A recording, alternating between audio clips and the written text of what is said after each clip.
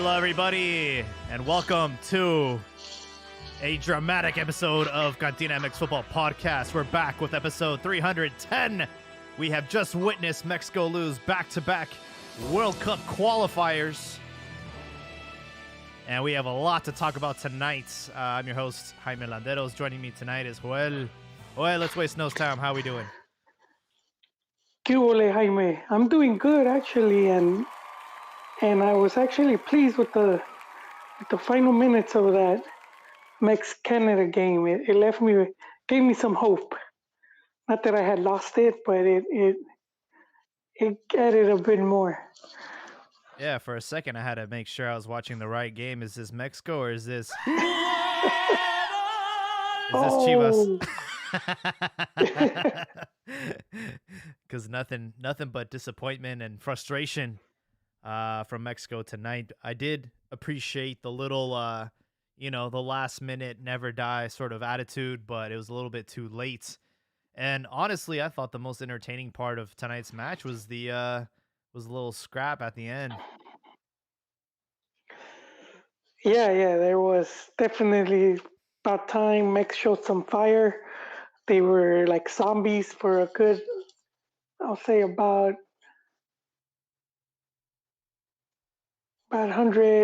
60 minutes or so, where they were just not being able to play to their capabilities.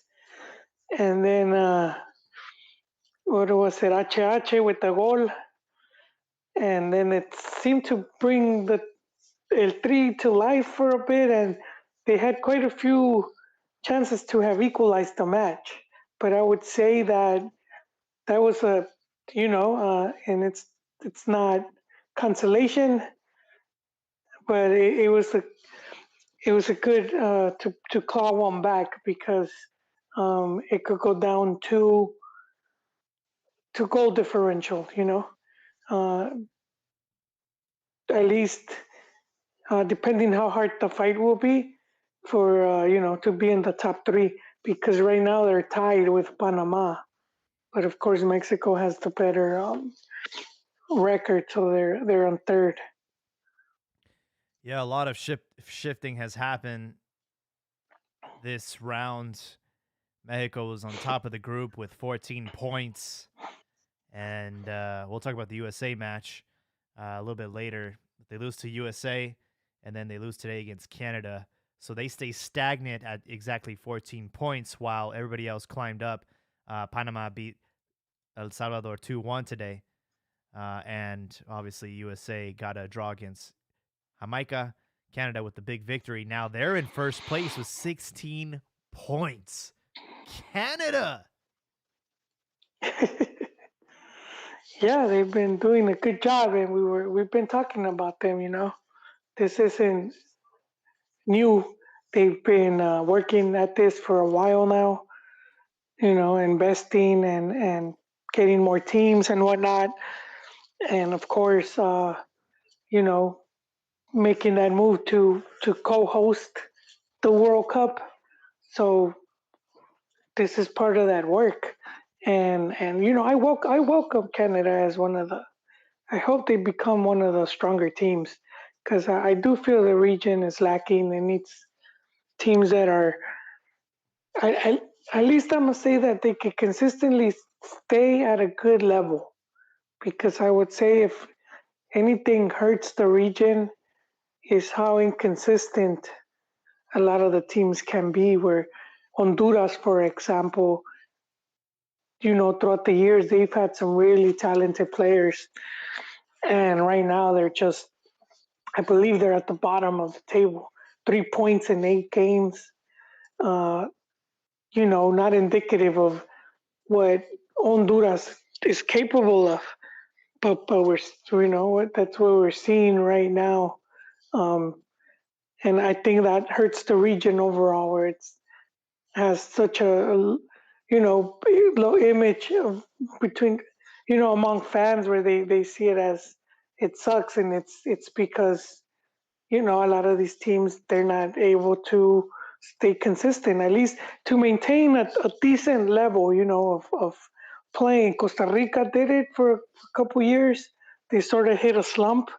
I'm sure they could get back on track, but the majority of the teams, they always, they leave a lot to be desired.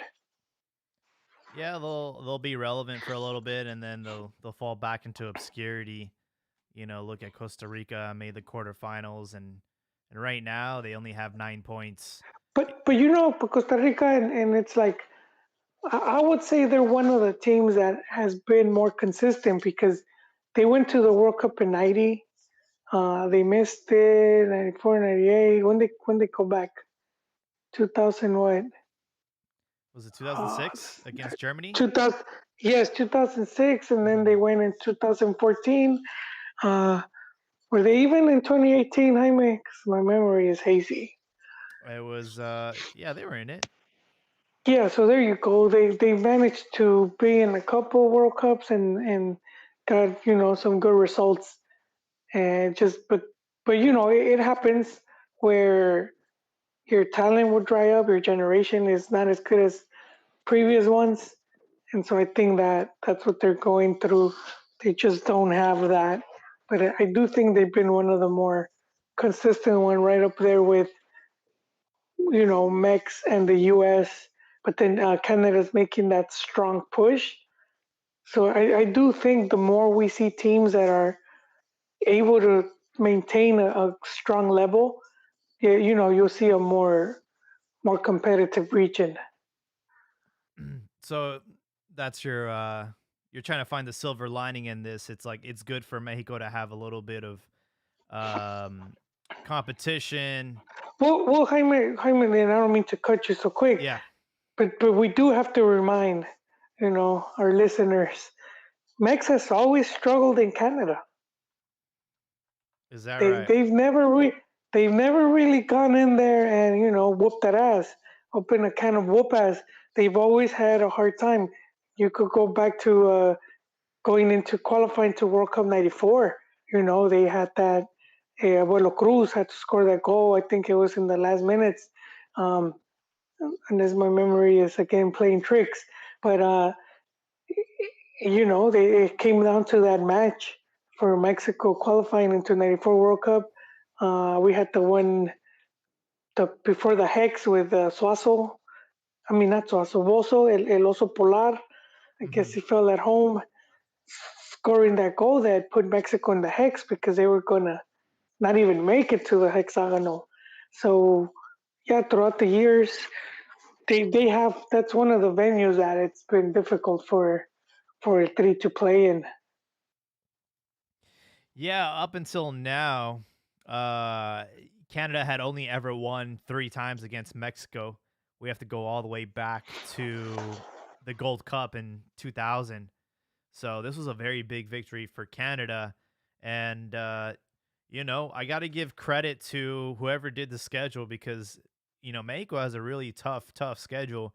This is, they're going to have 4 away games before they go back home. So it Well, hasn't they been already easy. played two though, Yeah, right? they They did play played two. two. They played Yeah. so two more. Who they played? Jamaica. Mexico, let me see. I think their next game will be against Jamaica. Yeah, and then they'll play Costa Rica. Okay, see, and I think if we're seeing it, they played the hardest teams out of the four. You know, Yeah, absolutely. but they do need to get some points there. If they could get one win out of the next two games, they'll be in good form because after that the schedule turns in their favor.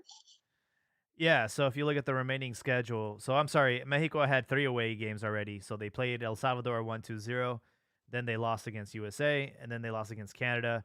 And then they're gonna play against Jamaica. So this is gonna be four road games in a row, and then they'll play Costa Rica at home with no fans. Oh, okay. Which, as you said, Jaime, it's even better for Max. Yeah, yeah. That's a blessing in disguise because you don't want to go home with this struggling team and the fans are against you. So this is a blessing for Tata. Sad as it is, it's true. because the tide can turn on you. Like right now, I have no idea what the other outlets are talking about, but I'm sure they're upset with Tata, and they're Oh, they're riding on emotion right now, and they want him out. I'm sure they're already calling they, for his head. they yes, and I was seeing some people already tweeting some. I don't say people like news outlets or journalists um, that he was playing his, Tata's playing his for his job. Basically another defeat, and he's out. And I was like, man, are you sure you're gonna sack the coach for losing 2 games? And of course, what they do is they do the pile on. They'll mix the leagues and CONCACAF in and be like, no, it's not 2 defeats, it's this many. Like they were saying now, they've lost 3 times to the U.S. in 5 months, and I'm supposed to, I guess I'm supposed to sleep over that, lose sleep over that, but it's just exaggeration for the most part. The team, of course, is not playing good. They're not looking that good, but Where that's do basically any team. Not every team is gonna maintain. Uh, like, this is my question. Where do we get this sense of entitlement and arrogance from? Is it because we've been so dominant in the region for so long that we just expect to show up and get victories? But I mean, no, and not even that. World Cup You, you qualifiers know, are I mean, they're not easy. It's not like we're guaranteed to go in. And it's the media, Jaime. I'll answer it right away. It's because they do the talking points, and then the people latch onto them. And what's sad is that we live in the age of information. You could Google and YouTube stuff, and you could get within seconds. You could see like how you could get a record of all the games and how they played. Um, the one it was the one. Well, first there was the whole belief that Mex should just qualify walking, and La Volpe, he said, "I'm gonna do that," and he didn't struggle for during his qualifying campaign. But he didn't win the uh, but he uh, hexagonal. didn't He w- didn't finish first he place. He didn't finished win the second. hexagonal. He Oh, didn't finish. I mean, first. that should just for context for saying when Mex calificó caminando, they still didn't finish first. And, and the team that finished first when they went to the World Cup, they couldn't get out of the first round. So it's like, we've said it here. Let's not can't use qualifiers to say what's going to happen at the World Cup because it It's a completely different usually animal. doesn't. Yeah. Yeah, it doesn't work like that. I mean, 2014 Mexico struggled. They had to go to repesca or repechaje, whatever you want to call it. People were like, "Get rid of the Europeos. These guys are trash." They get to Brazil and they had one of the best World Cups in their history. Just in terms of how they played. All of their games, not just one game or two. They pretty much maintained a really good level in their 4 games, which is like you really don't see that for the Mex team. They'll have like one really good game and then like a bad one, and then it's like más o menos. And in Brazil, they all 4 of their games they played at a good level. Um, but see, it's very irrelevant, and if we look at head-to-head results, yeah, Mexico has struggled, especially playing abroad. I think one thing that we forget as well, uh, that I think Mexico has given up the Azteca advantage. Yeah, absolutely. Well, I'm gonna get you here, Jaime, because you're thinking because of the fans. I said no. It's because it's not just the altitude; it's also the heat. And so normally they will play in the morning. They will play a Sunday game like at 10 o'clock. Uh-huh. It's blistering heat, man, plus altitude. That was the double whammy right there. Now they're playing night games, so it's easier for the visiting team. Yeah, they don't play on like Sundays at 10 a.m. anymore. What's up with that?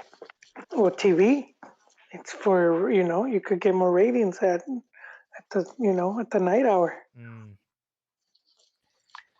Yeah, for me it's just like, look, everybody as soon as the make any sense of things going downhill, everybody piles on internet, Twitter, Reddit, all that, and they're like, "Oh, we need to fire him immediately and this is a disaster and a catastrophe." And it's just like, "Yo, it's not the end of the world. We're still in a really good position to qualify, and that's the name of the game."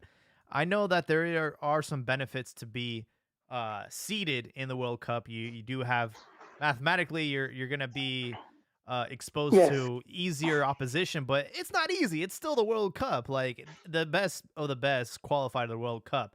And even Portugal and Italy right now are on the verge of not making it. They're going to go into the playoff and see if they can squeeze into the World Cup. And these remind you, these are the two last European champions, Portugal and Italy. So it's like it's not easy for anybody.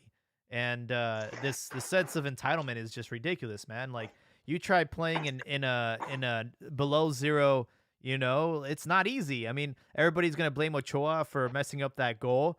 And it's like, dude, it's like playing on turf when it's like below zero. You're basically playing on concrete, and that ball, like you shoot the ball and you're gonna spit it right out because it's like a freaking, it's like it's so fast and hard to hold on to. Um, Yes, yes, it hurts.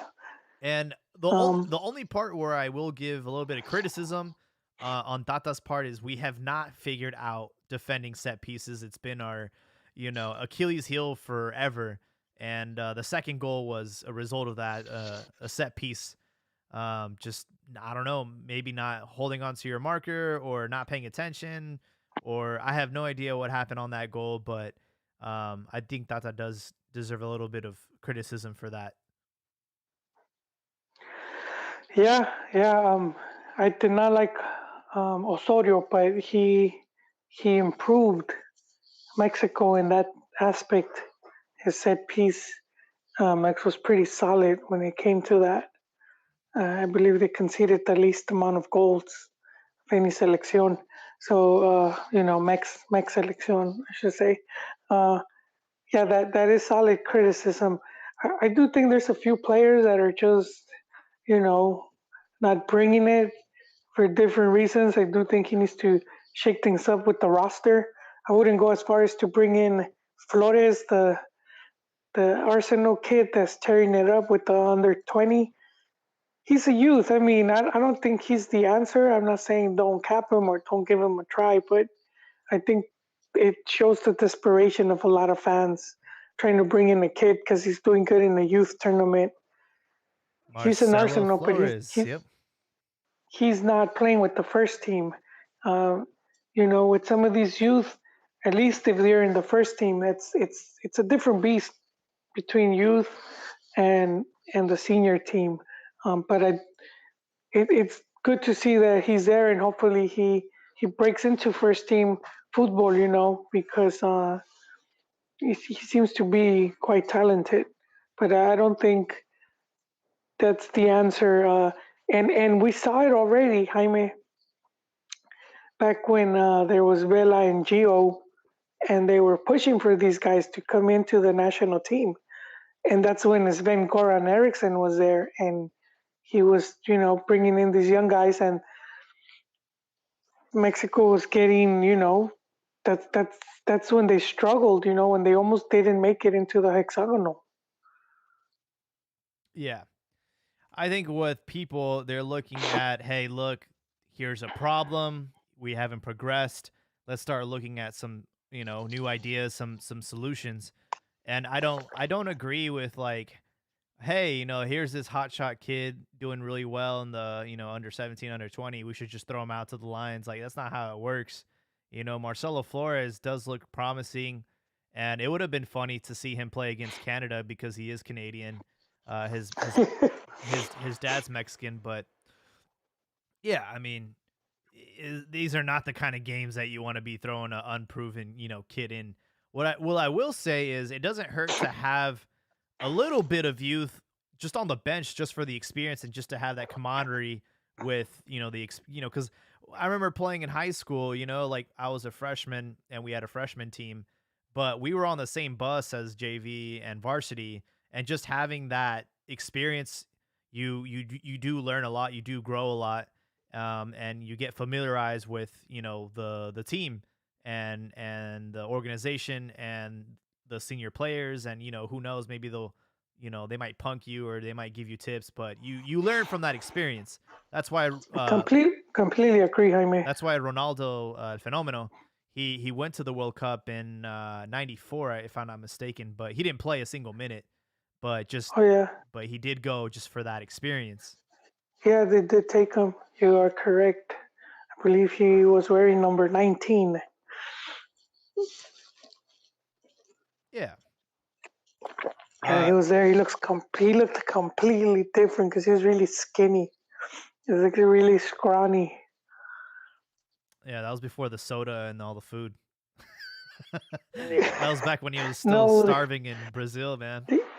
the saying was that when he went to, I don't know if it was at Holland at PSV, but when he got to Europe, I think they were giving him like I forgot what it's called, but I think it's HGH Oh, or really? androlone. Yeah, and they bulked him up, and this dude was like a beast. And so they're saying that's why he ended up having so many problems with his ACL, with his knee, like his ligaments, because he was it was too much weight now for them to hold on to. He and weight as muscle, not as you know Oh, that came on later. But because he did struggle with a bunch of like knee injuries, that's right. and that and Pele had made a comment about that where he was like, and I think this was when Robinho was coming out. Robinho or Ronaldinho, but one of those two. And Pele said, "We need to protect this guy and make sure they don't do what they did to Ronaldo." It was You probably know, Robinho. and you know, and he sort of like alluded to that whole thing, and it was like, yeah, it was crazy because that is something that they would give players, and I think people cut back on it. The one player that was allowed to get it was Messi. I know, dude. That dude had like steroids in his freaking bag. They had to get they had to put it in his Wheaties because he was going to be like 5'2" or something. So it got approved, and sometimes I wonder, man, if had he not got that HGH, you know, and fucking would he had been as good, you know? Yeah, who knows, man? Who knows? I know that Barcelona paid for all his medical bills, so ended up panning out. Well, Uh, that's what it was. It was those shots. It was shots of the growth hormone. We need to start doing that to some of the Mex players, somehow convince get medical thing that this dude's gonna be a midget if we don't give him this. We end up with these 6'5", linebacker looking players. we have Giovanna chatting in on YouTube. Shout out to her. Everybody that's on YouTube right now, feel free to leave some comments. She says we went through a first half where we had zero shots on goal. Firing Oh, it's true. firing Tata won't fix things because Mexico needs some fundamental change. I don't know what that looks like though. There's people, can you believe this? There are people hoping that we don't qualify to the World Cup in order to see some change. And all that's going to do is we're just not going to go to the World Cup. Like nothing's going to happen. It's not like there's going to be a firing from head to toe and a radical change. I don't understand people that wish like death on us just to see some change. Like I really don't know what the solution is. But I do think that everybody's over exaggerating. Realistically, we have a much better schedule once we get over this hump against Jamaica in January. It's going to be four home games. So, I mean, it, And that would wrap up. I'm pretty sure by that the qualification will be wrapped up. Um, and people will forget. But it's two games. I think people are again because they're mixing it up with with the other two games, but then sort of forgetting that Mex reached the final of leagues and Gold Cup. You know, it's the only other team that did it was the U.S. So it's not like you have to be worrying about all these teams.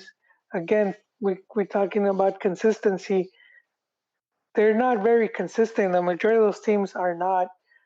Just those losing two games, no big deal. I mean, we were talking about Ron was talking about it, and I wish he was here because he went at it with Abramovich. What was that guy? He's the reporter. He's sort of like the guy didn't want none of it, so he sort of raised the white flag. But Ron made some good points. And if you see the U.S., what 3 games in, they wanted to fire their coach That's right. because they They said their results were there. they were off to a very shaky start. Yep. And it's just 3 games in. I mean, Mexico had two games. Uh, they weren't good, but they weren't bad. I mean, we've anybody seen eliminatorias long enough in hexagonal? Mexico has had some truly bad games, like horrific ones. These weren't that bad. The U.S. one, which we'll get into it later, you know, a tale of two halves. And like Giovanna said, this one as well. Like first half, Mex no shots. Second half, they seem to woke up all the way at the end, and they could have tied it. You know, so it's not a game where the Yeah. Mex like ended up not, how they say sin pies ni cabeza, where they were completely clueless at the end. They sort of woke up and came really close. Uh, so I don't really see the team being bad. I know the argument is they could be better, but at that point you need the players too. It's not just the coach, and just saying putting this guy or that guy. That doesn't mean that it's automatically going to be an improvement. Which is players do hit a slump, and going back to that, we were making that comparison to 20 before the 2014 when they were there was a lot of the players there that like Chicharo and a lot of these other guys they were playing bad and they were saying oh just leave him out, but by the time they played the World Cup they all ended up having a good tournament. So that also you have to as the coach think, okay, do I take these guys out because they hit a slump in a couple games, Yeah. so it's a tough call. I know there has to be some one or two to shake things up, but I mean it's not as easy as just it's not the EA FIFA game. You just switch them up. You buy a couple cards and then your team's automatically good. Yeah.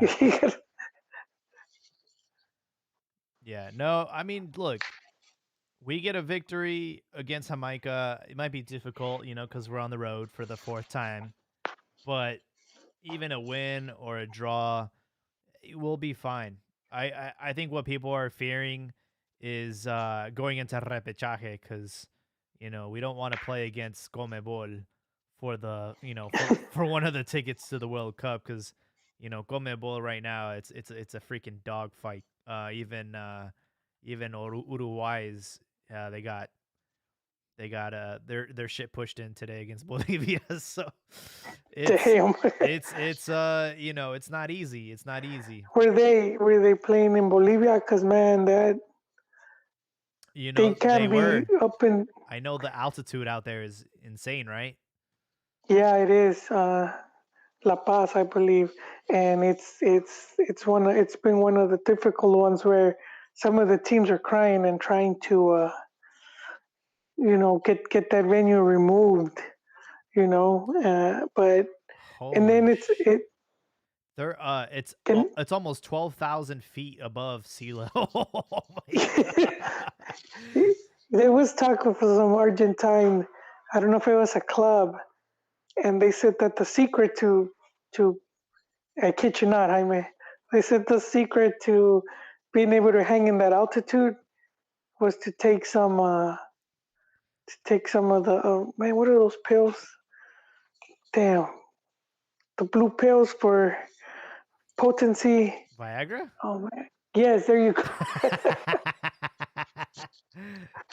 I don't know how that works, but that was true. It I don't know how that exactly works, but that did happen. Yeah, I'm looking at it. Bolivia had 14 home wins and 10 draws, only 2 away draws and no away wins. So I think Bolivia really making that home field advantage a big deal. It's been for them when they've had good teams, Mhm. because they their program sort of they've been one of the worst teams. You know they when we see the CONMEBOL teams, they've been one of the worst ones. But every now and then they'll get a couple good players, and yeah, they could turn that place into a nightmare. Yeah, I mean, right now, so CONCACAF, you get 3 guaranteed tickets to the World Cup. The fourth is a playoff spot against the fifth position. I'm sorry, the sixth position CONMEBOL team. And who's six right now, Right Jaime? now, it's Chile. Um, Oh, imagine a Chile Mex. oh my God. Who? And so check it out. Chile, Uruguay are tied on points. So 6 and 7. It's just they have a better away goal differential. And then Bolivia is right there too. So it's And like, those are teams Mexico has beaten, but I still would not want to play them on. yeah, you just don't even want to be in that position. So these, I mean, these next World Cup qualifying matches in January are going to be they're going to be a pretty big deal. Jamaica, and then they go home to play Costa Rica. So I mean, this could make or break Mexico and Tata. I mean, but here's the thing: it's like, are you really gonna, say the worst case scenario happens? We end up losing against Jamaica. We end up losing against Costa Rica. Do you really think that we're gonna fire our coach like this deep into qualifiers? Like, no, that's not going to fix anything. If anything, I think that they need to just call up different players, because right now, maybe that's what they need. Maybe they need a more of a domestic side than calling players from Europe. Well, Because I think if there's no, I think there is the possibility, like if you said if he loses the next two games, because then there will be pressure mounted, and and uh, and if they see that it's like this dude lost the team or whatnot, which is similar to what happened to Chepo, because he had a very good start with the selección, winning the and Gold then up Cup, and yeah, yeah, and then his his first what was it before Hex? I forgot what it's called, the the eliminatoria. He made like the most points going into the Hex. I think Osorio almost got there, but he missed it by like one to tie him. But so his record was really good up until the Hex started, and then his team started playing bad, and he couldn't get them to improve, and he ended up getting sacked. But I mean, he lost. He did lose. He did lose at Azteca. He tied Jamaica, and then they lose to Honduras. I don't see Tata's team losing at Azteca. I don't. I don't see them. I don't see them hitting that stump the way that Chepo's team did. Although Chepo's team had a couple players that became injured, and he couldn't use them. A couple of them that had been key players. So he does have that advantage, I'll say. But just hypothetically, if the team was to like just crash, shit the bed in the next two games, I do think Jaime he could get sacked. We will probably see Vasco again. He's he's already in Mexico. Bombero Vasco. Monterrey would land him. I was looking at, so you're mentioning the Chepo run. Yeah, he won all 6 games in the third round. So There is third round. Right? he had 18 points, and then yeah, like you mentioned in the Hex, they just shot the bed. Um, it was Yeah, and that was part of it, Jaime, and people just kept blaming the tactics, but a big part of it was some of his key players got injured. Uh, going into that, some of the players that had been good for him for his tactics, and he was not able to replace them. And then there was others that just they had a massive drop in form, and so it's a bad combination, man. You some players get injured and that's it. You won't be able to use them, and then others drop in form. It's it's yeah, not a good scenario. That is a bit different because there is the two strikers people are calling for, Bella and Chicharo, and he might have to call them up just because the goals aren't there. Yeah, they're not.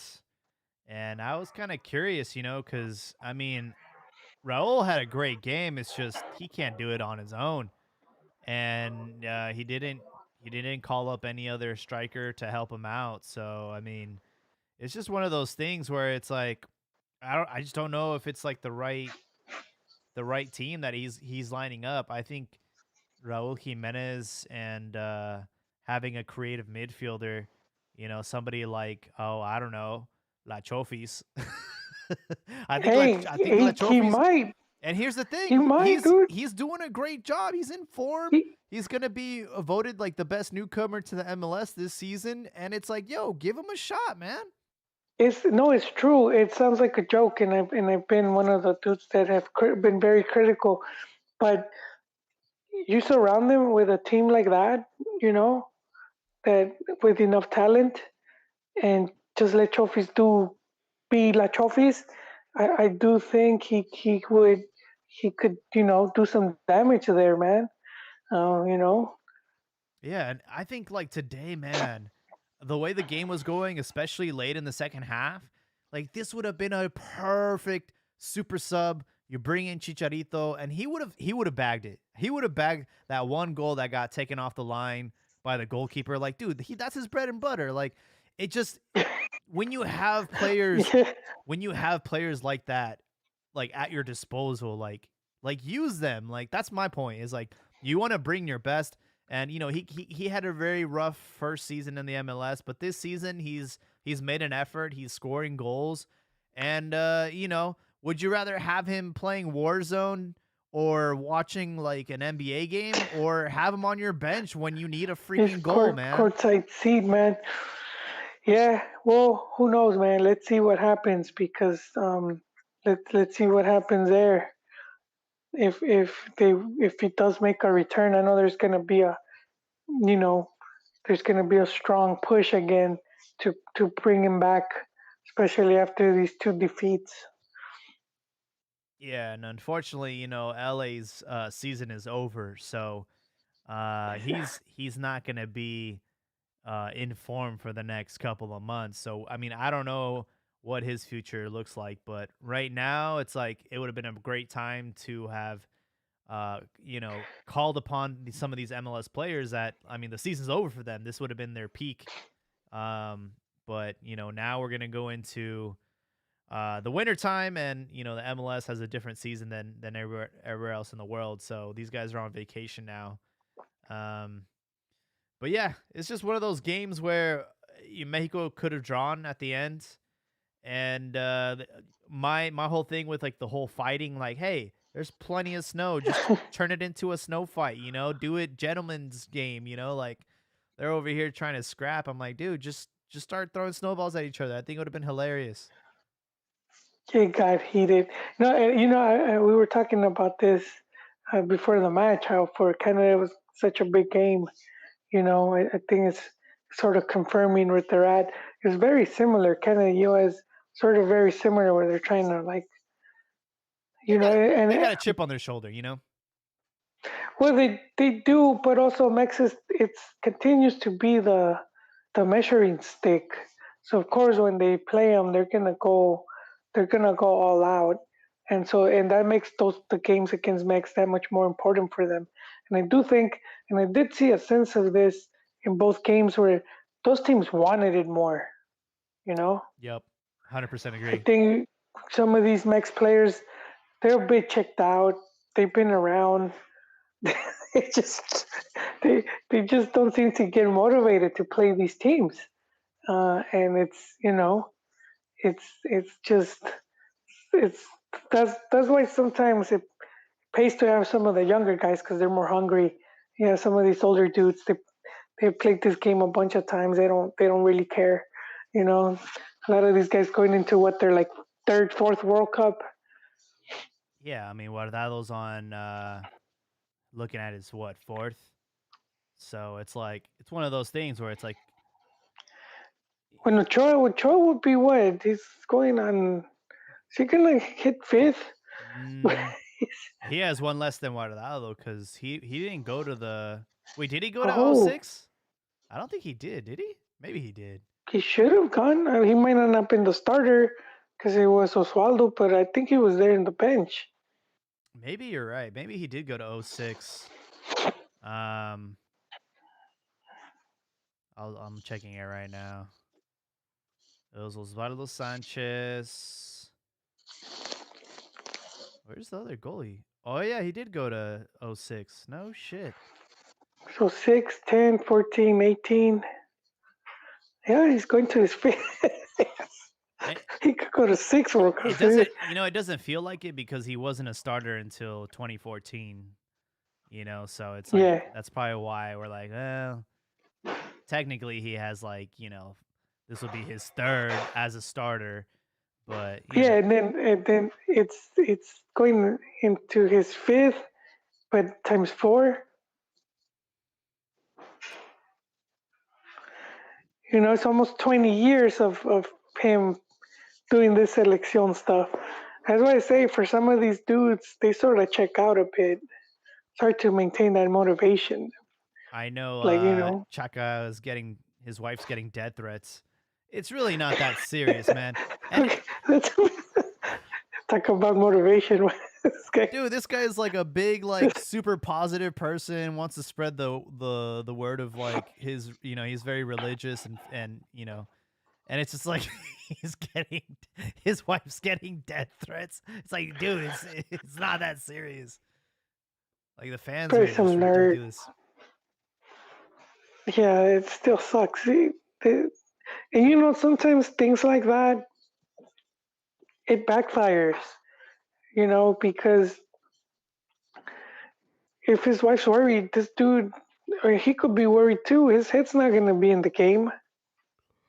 Yeah, I know. You're just making it worse, to be honest. That's a big thing with Colombia, which would happen to them going into the '94 World Cup. They were one of the favorites to win the tournament. They had, it was that team with Pibe, Asprilla, um, so just top to bottom, a bunch of great players, and and but that was around the time of a lot of the drug cartels and all that was huge in Colombia, and there was a lot of betting and whatnot. So there was a lot of pressure, and they just they never really like that team never really like performed to what I feel they could have been capable of. Yeah, all that pressure got to them, all the death threats, and just knowing, if we don't have a good outing, we might die. It's And crazy. what that one player did, Escobar. Cordoba. I mean Escobar. Actually, Cordoba's the goalkeeper, Oscar Cordoba. Yeah, Escobar because of the own goal, and they were saying it was a dude that had paid a lot of money um, for the Colombia to win the match against the U.S. So speaking about the U.S., Mexico lost 2-0 in Ohio. And I have a little note here.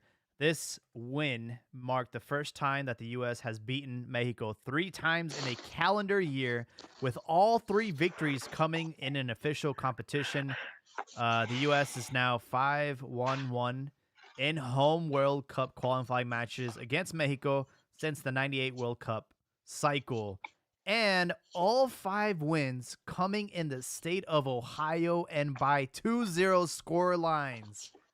Crazy. Man, it's their lucky charm there. Oh yeah, and as we said, Mex has kind of given up their Azteca advantage. Yeah, we'll see what happens. We'll have a chance to go at US in March. And by then, who knows? We might, things might be different. But Yeah, and this dude has proven to be Tata's Coco. I wouldn't, Soccer Night Marketing likes to schedule a friendly against, you know, the US, and it's usually around February or even January. And if I'm FMF from Tata, I do not play it. I will not play that game. I may, why? I and I see our listeners should know because I've explained it why. Because US always hosts a training camp. They do a month-long training camp around January. As you said before, all these MLS players aren't playing. They get a lot of them and they host a training camp and they just go at it for a whole month. By the time they face El Tri in that one amistoso, Tri gets their players 3 days before the game. They hold a 2 day camp. Uh They bring in the strippers, they bring in the and shopping and dude, just no, that's just bad, bad. Like you need to respect your rivals, and I feel that at that point, accepting that and knowing you're gonna come in, it's like boxing, like when they're gonna box, why sometimes they can't agree because they have to make certain weight and whatnot. Yeah. It's very similar to that where it's like I'm not gonna go play you right now because you have that right now it's that psychological edge of you won 3 games and now you're gonna have this extra advantage of a training camp.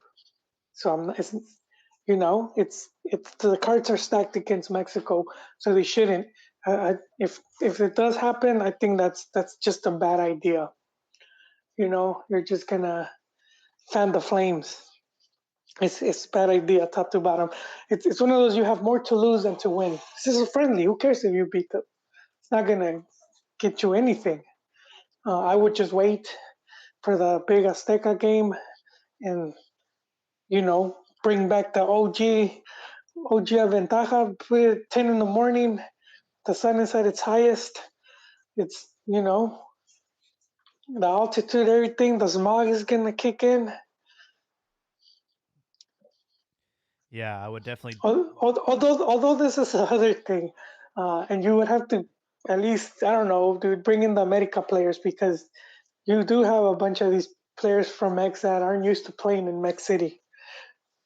Because they've been in Europe so long, so they don't Yeah. affect them just the same. But you got the players there from America Cruz Azul. You could those guys could hang. They play there every week. There's plenty to go around.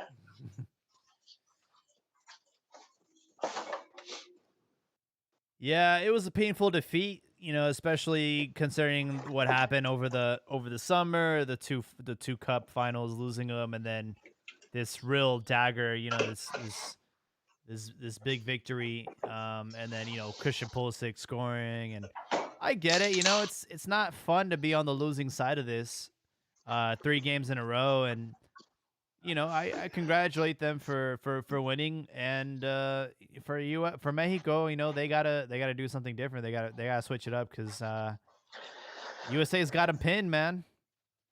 Yeah. Well, we do have to say a couple things here because I feel that there's a big disservice from the Mex medias. They like to they just like to pile on the herd, throw the salt because that's what gets them ratings. They'll make any situation look worse than it really is. Um, Two things to keep in mind of these 3 games. They only lost one in the regulation time, which was this last one, 2-0. The other two ended in draws. So we have to keep that. All 3 games were pretty even. Despite the 2-0, US didn't exactly dominate or play Mex under the table. So and then all three games were in the U.S. Exactly. So I mean, those are some things to look at as well, because you, people tend to just let some of these facts just sweep them under the rug and act like it doesn't matter. It does matter. Having home advantage matters. Has Mexico lost three games at the Azteca? Then yeah, I will be like, okay, what's going on? But it didn't. They lost in the U.S. and it's happened before, so it shouldn't be no surprise. Yeah, I think everyone just needs to relax. We have a upcoming friendly against Chile in December in Austin. We'll see if we get into that match. That's a good one. Prepare for an eventual repechaje against. Playoff. See that one. That one I do approve. So, what happens if we end up? Are we gonna call Piojo again to bail us out? Like, what's gonna be the No, they wouldn't call Piojo, dude. They call Vasco. again? He's a bombero, dude. Third time's the charm.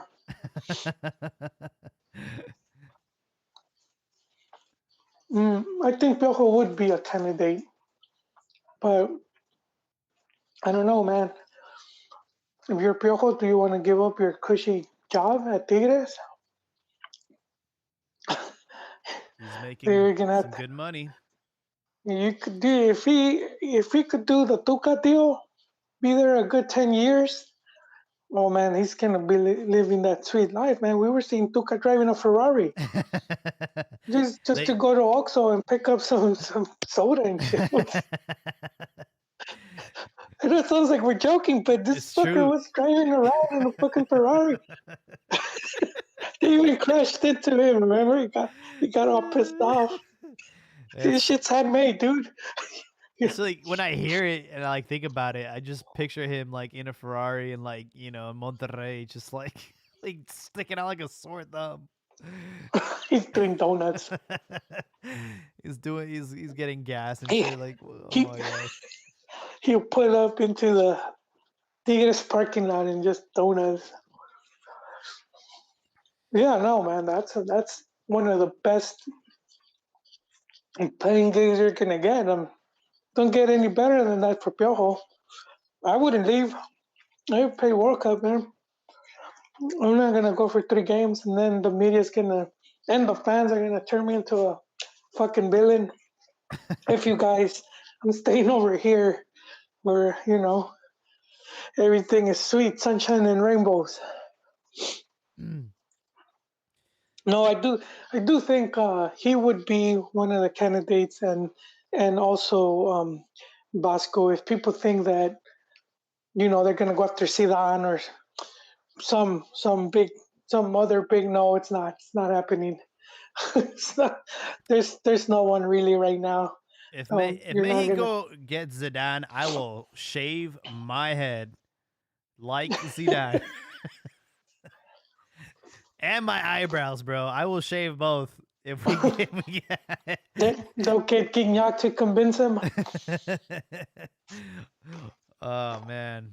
Nah, I don't know. I don't know what's the future of Mexico. I will say with Tata, he's done a accurate job. I don't know. It hasn't been as smooth as it was with Juan Cambios Osorio. Um Yeah, but real quick also on that, that's the other thing that we need to keep in mind is that each hexagonal, well, this is called something else. Each World Cup qualifier is a bit different in this region, especially because, as we said, how inconsistent these teams are. So the U.S., the previous one, they were like in their low point they were at a low point where they didn't even qualify, and they started working, and they already had some players, but they were younger, and now we're seeing this team, the fruits of that. Same with Canada, they had already been working, and we're seeing that now. So, and Panama for a long time has been already investing more, and we talked about how Panama was sending their players and even coaches going into Colombia and bringing in also just learning from them. And they always had these. They actually have the players that are like, very athletic, big dudes, man, and that helps out a lot. So every now and then, you have to see how these teams are doing or how they've been working, and you could get a good idea of how much more difficult um, the process is going to be. And this one is definitely more. The teams are more stronger than the previous one. I mean, even Costa Rica, look how bad they're doing. Absolutely. We have Repechafe coming back to Liga MX. It's been a break.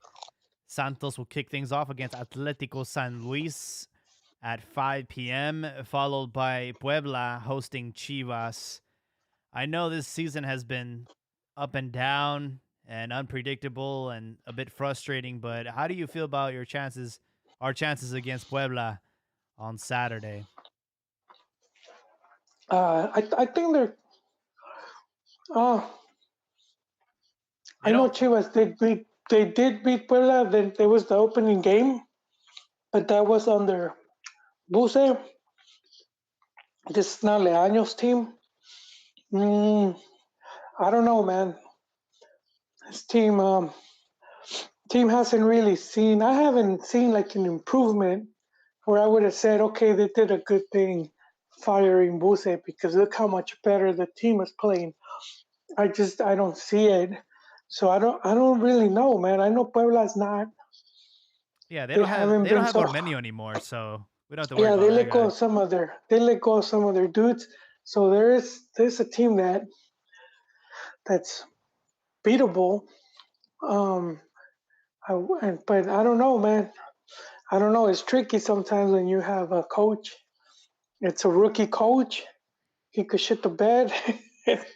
you know, that's the thing. And it's. Is this the one off repechaje, Jaime? It's just a one Or and is it? done. Yeah, There's no return and leg. It's just one. and and that's the other thing. So I do think it's a good chance the Puebla bounces them off, um, and I think they already, I they already announced that Leaño is staying, and so I do feel that there might be some players coming in. Whoever is funding that guy, I think they they're putting their money where their mouth is. But I mean, I don't really care. As a Gio fans, I don't really care, man. This team's not.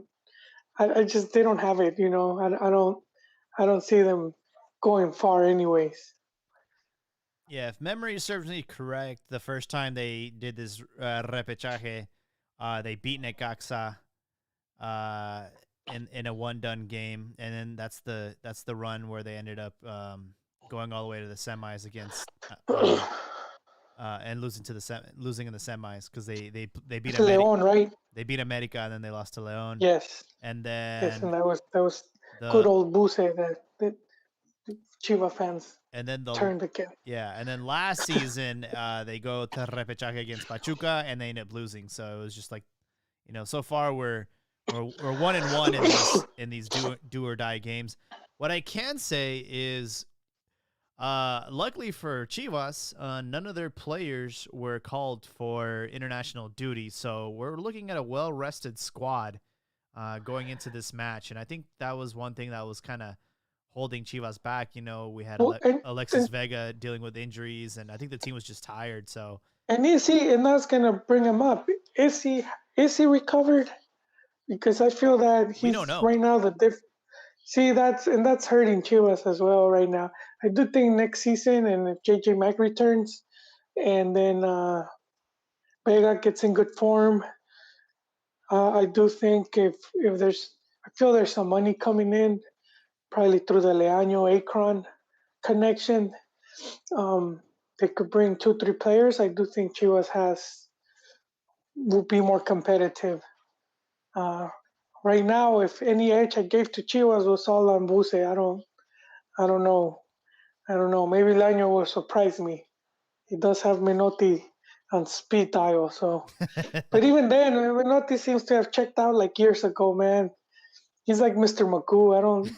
He's like I think he sees shit. He's looking at the TV and it's like blurry lines.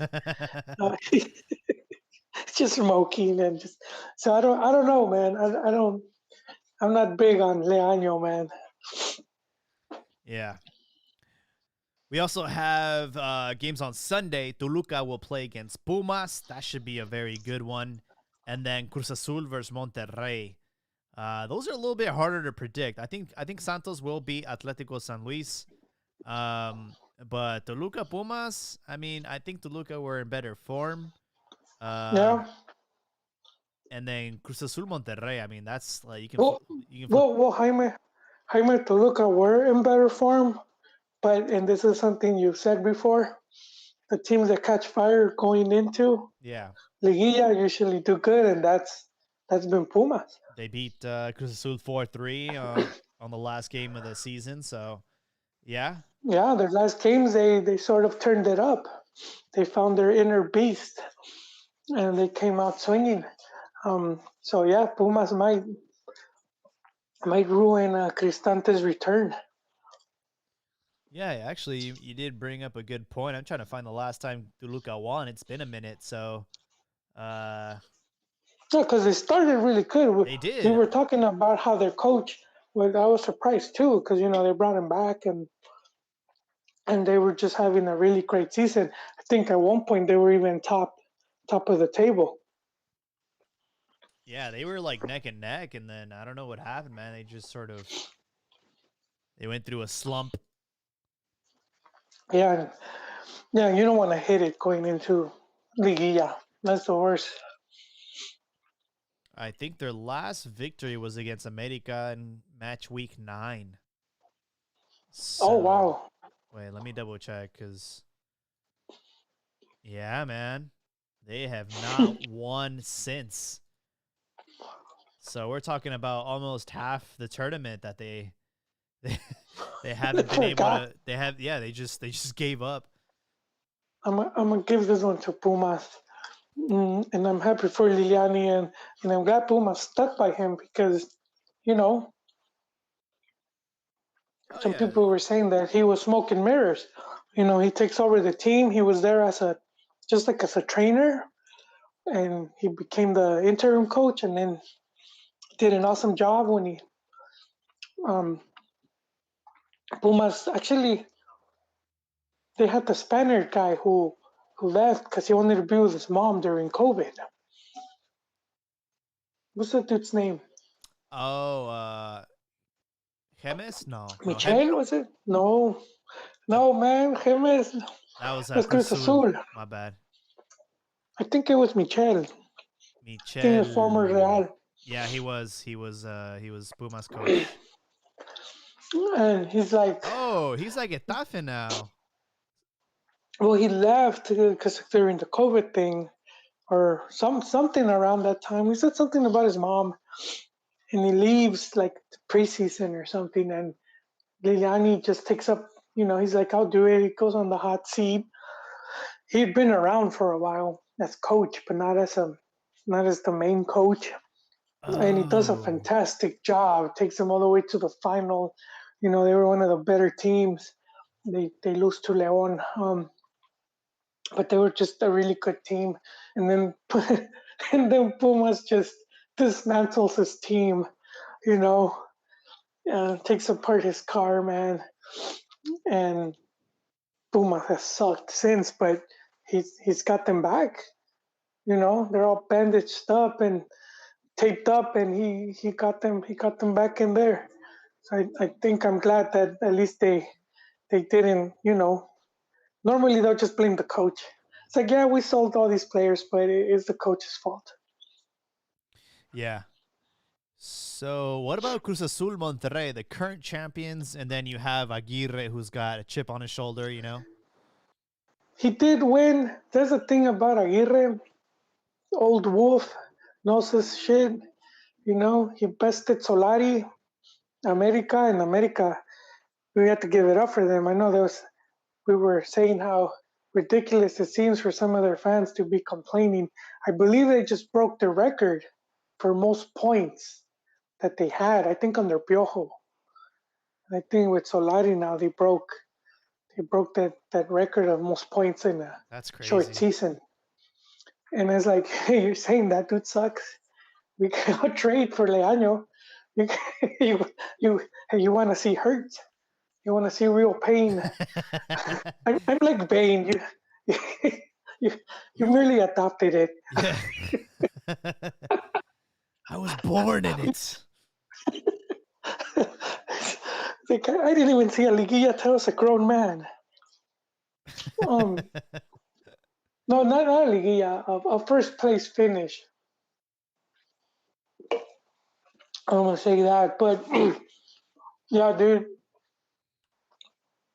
I think Aguirre he has a few tricks up his sleeve. It will be disappointing if he does fail though, because he's like the highest paid, and much more is expected of that Monterrey team. But he did already add a silverware to their vitrina. Um, that is definitely going to be a one to watch. You know, two strong teams going at it, two good coaches. I would say though that Aguirre should have, you know, an edge over Reynoso. Yeah, so we'll see. It's interesting. I actually want to do see that game. I think that could be one to watch. And if they do make it in there, Hmm. I would say whichever team, it will easily be a dark horse. I would leave Ame as favorites, and then one of these two as dark horse, and then Tigres as well has to be one of the favorites as well. But I'll say that we see the difference between like say Tigres America is that Solari's been at America a bit longer, knows his team a bit better, and this is Piojo's first run with that club. He's still, still getting a feel for them. Yeah, I think once we get past these four matches for repechaje, we can start to see how things shape up and the matchups for go from 12 to 8 teams.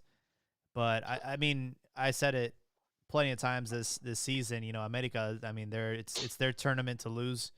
I really do think that they're the most consistent team. Soldati's got them playing some great football, and we'll see. We'll see if somebody can upset them. Atlas, I think they've. I don't expect them to do much. Oh man, I forgot about Atlas. Yeah, man, they're in second Damn, place. damn, I forgot about that. No, and actually, even though I am Chiva fan, I'm glad for Atlas. I think, and I was expecting this, as Grupo Orlegui, they have their winning recipe, and there's no reason why it shouldn't work with Atlas. And I do think they're gonna be giving Chivas a run for their money pretty soon, just because it's much easier for when you could bring in extranjeros to build or rebuild a squad. When Chivas is just having such a difficult time bringing in players, which I was gonna say, I do feel that what's going on with Chivas is gonna happen or is happening with the selección, and it's all goes down to the whole Mex decided to double up on extranjeros, so they go from like 60 to 120. This doesn't mean there's 60 extra players. It means that there's 60x less Mexican players, and we're seeing that where players that would have been around that might have gotten a chance, like Ormeño, right? We went through his career how Puebla ended up just using him because they needed him, and he ended up blowing up to the point where he got called up to Peruvian national team. Yep. And this is a guy that up until 25 years old, he only had what, Jaime, like 20 games maybe in first Yeah. division. I mean, so we're really not going to see that many players like that, which we shouldn't. But I mean, it makes it more difficult for some players. And I like to give this example that it's Moncho Morales. He, everybody knows Moncho. He had great career and he was always tops with the selección. Well, this dude was at Monterrey as a bench. He was just like they just had him there, and Chivas got him from Monterrey as a reserve. They weren't thinking of him as a he's going to be one of our main players. They brought him in to cover, and and he ended up just blowing up because he came to the right team with the right tactics for him. But you're not going to see it like that now. It's harder to have something like that just because it's if there was like three or four dudes on the bench that were Mexican, now they're extranjeros. So for Chivas, you're not going to see that. And for the next team, selección, that means even less players. Less players to juggle around. Yeah, looking at his trajectory, Mocho Morales started at La Piedad and went to Monterrey. And his transfer to Chivas wasn't until he was 24. So, I mean, he was already, over the hump, barely getting his, established in the league. Yeah, So, and at 24, you should already be a starter. yeah. You shouldn't be like on your third team trying to win a spot. That happens when you're younger. You know, by 24, you're already like a commodity. Yeah.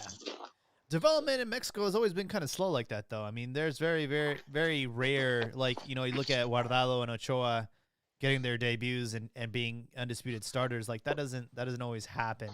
Those are very, like, Well, rare case scenarios. it is, and it shouldn't be because there's so many examples like that of they played at the younger age and they did so well. You would think teams would be more like, you know what? Of course, we could have more Guardados, more Ochoas, even Rafa Marquez, because he was at the young age. He was already playing. Um, you know, but it's like the opposite. It's like no matter how many talent comes out, they don't have faith in it.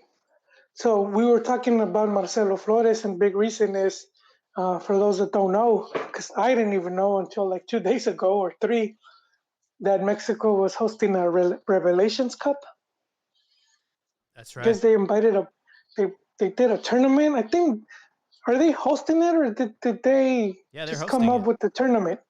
No, but is this like a FIFA? Like did they just make up the tournament or what? What's going on? Do you know? Uh, let's see. It was organized by FMF, Yeah. Okay. So, but they invited teams. They invited Brazil, the U.S. Colombia.